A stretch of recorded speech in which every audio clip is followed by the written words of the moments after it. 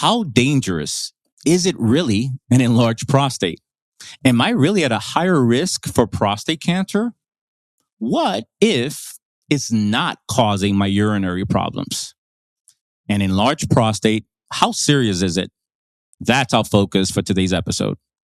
Let's go.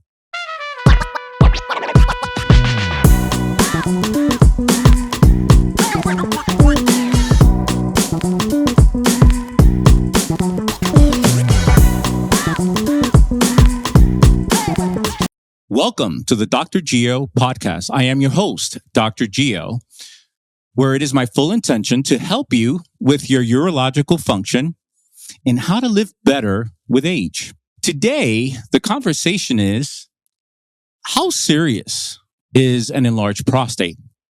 I mean, do I need to get this checked out? Do I don't have any symptoms, so should I just get it checked to see if it's enlarged? And what's the use of that, right? The name for an enlarged prostate, the technical name, and I think it's important for you to know, not to geek out, but you're going to see this and hear the name is BPH, which stands for Benign Prostatic Hypertrophy, right? So that's just a fancy medical name for an enlarged prostate. And I think there's a lot of confusion as it relates to the prostate as a whole, and certainly a lot of confusion with an enlarged prostate. So let's unpack this a little bit. A normal sized prostate depends on age, but let's just say is about 30 grams, which is roughly about the size of a walnut. Kids, maybe my 10-year-old son's prostate is the size of a bean, maybe a decent sized bean.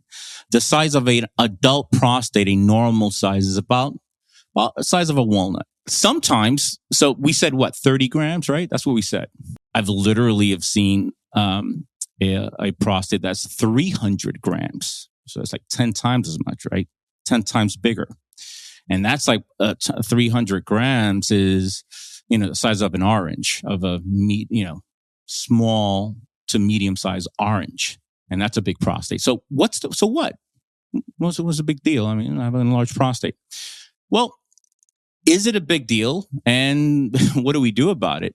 The good news is that the problem here is that every time that someone is diagnosed, a man is diagnosed with an enlarged prostate, the thought process is, well, then all your urinary symptoms are a result of that enlarged prostate. Because your prostate is so big, that's a huge problem, no pun intended, right? And you need to treat it. And that's why you're having urinary frequency, urinary urgency, your stream is slow, you're waking up 5 times a night. That can be the case, by the way, for sure. The one main indication that, it may be the prostate is a slower stream because there's some inhibition of the flow of the stream, right? So there's an obstruction somewhere in the urinary pathway.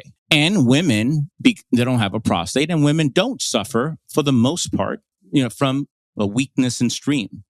Okay? So if there's a slow stream, that is the main indication that there is an obstruction. And it might be, not always the case, it might be the fact that the prostate is enlarged. Let's unpack that a little bit more, right? You with me? Let's unpack that a little bit more, because it turns out that from the bladder, right? So the bladder sits right on top of the prostate, and there's a tube that goes right through the prostate that brings out the urine and the semen, right? The tube is called the urethra. The obstruction can be from the area that meets where the bladder meets the prostate. So it could be from that area. It could be just squeezing of the prostate, despite the fact that the prostate is small. So you could have a 20-gram prostate, so that's a small prostate, but still squeeze the urethra. You can have a big prostate and not squeeze the urethra. The issue is the obstruction and the squeezing, and that's it. There could be a urethral stricture, which is some sort of tissue that's developed in the urethra, right? Some dead tissue that keeps developing, and it closes in that pathway, causing a problem to urinate, a weaker stream. But Dr. Gio, oh man, I woke up this morning and I had to be there for a long time. I was there for 3 minutes. But then after that first pee, my stream is very good. It's always that morning pee. Is that a problem? It may or may not be. For many people that I see, and we treat it naturally. It's not a huge problem necessarily, right? Sometimes that morning pee, for many reasons, or that pee in the middle of the night is slow.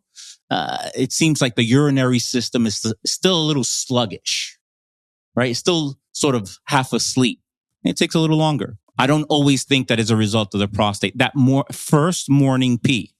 Now, if you come and tell me, Dr. Gio, I'll tell you, my stream is slow all the time, morning, afternoon, night. Well, then that's a different conversation. Then we're probably talking about some sort of obstruction that we need to pay attention to.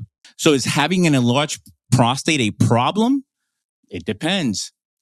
Big prostates that I see that where they do have urinary problems is not always the prostate. Remember, the bladder also plays a role, and sometimes there's overactive bladder involved. Sometimes there's a combination of overactive bladder and prostate. Sometimes there's urinary retention because, yes, something is impinging or closing in on the urethra, and there's backflow of urine in the bladder, and that's causing havoc in the bladder. That's causing the bladder to kind of misbehave and not work properly, right? Because how it works in a normal situation is that there's beautiful synergy between the bladder and the prostate. Bladder squeezes, prostate opens, bladder squeezes, prostate open, bladder, and that's beautiful synergy. The problems occur when there is dyssynergy, where the bladder squeezes and the prostate doesn't open, or they're not in sync. It's not happening smoothly, where the squeezing and the opening of the prostate it's occurring. So, and that oftentimes is a neuropathic problem. That's a problem with the nervous system that innervates the bladder and the prostate. The urinary problems that occur in men, it's not always related to the prostate, even if there's an enlarged prostate. And sometimes, honestly, some of the medications and prescriptions that are out there to reduce the size of the prostate, I think they're uncalled for, and they cause other issues and hormonal issues. I wrote an article on drgeo.com on, it turns out that one of the few podcasts that I listen to when I have time is Tim Ferriss's podcast. And he interviewed really an amazing interview of this man who's almost 90 years old. Amazing interview. Really inspirational. I mean, strong voice, the interviewee that Tim was interviewing. Anyway, as an aside, he said, Tim asked him, you have this great hair. How can, at 90 years old, your hair is so great? Well, the person said, it's probably a result as a very nice side effect from a drug that I use called finasteride. So finasteride is a drug that makes the prostate smaller. It blocks the formation of a particular hormone from testosterone called DHT. So it blocks that from happening. There is no DHT. And as a result of that, the prostate gets a little smaller by about 20%. The hair component of that story is that too much DHT seems to induce hair loss, at least in the scalp, and cause male pattern baldness. So this gentleman, great interview, by the way, suggested, I think that's why I have this gray hair. But the problem with these drugs called 5-alpha reductase inhibitors are that just because one has a big prostate, it doesn't mean that that's causing the urinary symptoms. So they get on these drugs and the urinary symptoms do not resolve because that's not the cause. And now in many people, there's something called post-finasteride syndrome, where they having sexual dysfunction, depression, and all these other problems. And again, that happens to a few people, certainly not everyone, but you can read about post-finasteride syndrome. So that's the problem with thinking that an enlarged bladder is causing the urinary problems, and then they get prescribed to dutasteride or finasteride or any of these drugs that may cause hormonal imbalances in the body and feminizing effects. I don't know too many men that want these feminizing effects. Enlarged prostate does not always induce the urinary symptoms that you're trying to avoid. All right, Dr. Gio, but man, I know that if my prostate gets big, I think that I'm going to get more prostate cancer. No, no, you're not. One thing is not linked to the other at all. So an enlarged prostate is not linked to prostate cancer.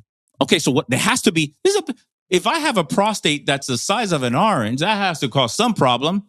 Not really, unless that enlarged prostate is causing, or yours is causing urinary problems, which it can. One caveat is that if the prostate, I'm talking about a small orange, let's say it becomes a big orange, 400 grams. Well, there are nerves around the prostate that innervate the penis, right? So if these nerves impinge or obstruct the flow of that nerve to the penis, then it can cause erectile dysfunction. So that's possible. And in some other instances, for neuropathic, so for reasons that are more related to the nervous system that causes an enlarged prostate, sometimes in those scenarios that can cause urinary problems, which there are treatments like, and we're going to have a whole episode on treatments for an enlarged prostate. I'm going to have an amazing guest on the topic, but there's a treatment called peripheral arterial embolism, which is not done by a urologist. It's called PAE, not done by a urologist. It's done by a radiation interventionist, and something for you to look up. And drgeo.com, I wrote about PAE not that long ago, so you can read about that there. And I'm going to interview an expert on that. Bottom line, enlarged prostate, not a problem. Not a problem. Not a problem for most people, I should say. It could be a problem for some. It's not connected to prostate cancer. Speaking of prostate cancer, I do want to talk about our sponsor for today, which is the Prostate Test, ExoDx Test. Amazing test. It's a urine test. For most people, most men do not want a biopsy, right? So what are the tools that is not dependent on the PSA test to prevent from getting a biopsy, or at least an unnecessary biopsy? Such a test is the ExoDx Prostate Test, which is an assessment tool that you can get at home, or you can ask your urologist for it in the office, where you pee in a cup, and it does not require a prostate massage or a digital rectal exam. It's a urine test, non-PSA dependent, that gives you a number, and your practitioner, and the two of you can make a decision based on that number if you need a prostate biopsy or not. So that's the ExoDx test, our sponsor for today, and a test that I use almost every day of my clinical life. So next time you go to your urologist and they say, well, listen, let me prescribe these drugs, I want you to have better questions. And this is not to be confrontational with your urologist. You get nowhere with that. Good question. Well, I have an enlarged prostate, I have urinary problems. You're prescribing finasteride, dutasteride. Other drugs, by the way, are probably fine. Tamsulosin, as an example, may be helpful. But the bottom line is, how do you know, Dr. Smith, that because my prostate is enlarged, that's causing my urinary problems, and that's the issue that we should address? Is there evidence for that? What they'll do in an office is a post-residual PVR, a post-void residual. So they'll do an ultrasound after you go pee to see how much urine you have in your bladder after you're already evacuated. You can ask them, how do we know that it's due to an enlarged prostate? And what are the better drugs that are not 5-alpha reductase inhibitors? That's a technical term, but things like finasteride and dutasteride. And ask them about it. Look, I heard this interview with Tim, and I said, well, there you go. This man is 90 years old, and it's almost like I'll drink what he's drinking, because he's rocking it, and he sounds good, and he seems like he's very successful. So, but I don't know that for many people is the right approach, right? So those are the questions you need to ask. And of course, my PSA is high. Can that be from the fact that I have an enlarged prostate? In other words, I just don't want to go for a prostate biopsy, which is invasive. If I don't have to, how can we determine if my high PSA, my elevated PSA, is a result of having an enlarged prostate? I trust this episode is helpful, and I bring the goods every single time. Keep living your best life with age. Keep tuning in. I want to ask you to sign up to all the different platforms, or the platform where you listen to this podcast, and give me a like if you think I've earned it, and a comment. It really does help get the message across. This is Dr. Geo signing off. I'll talk to you next time.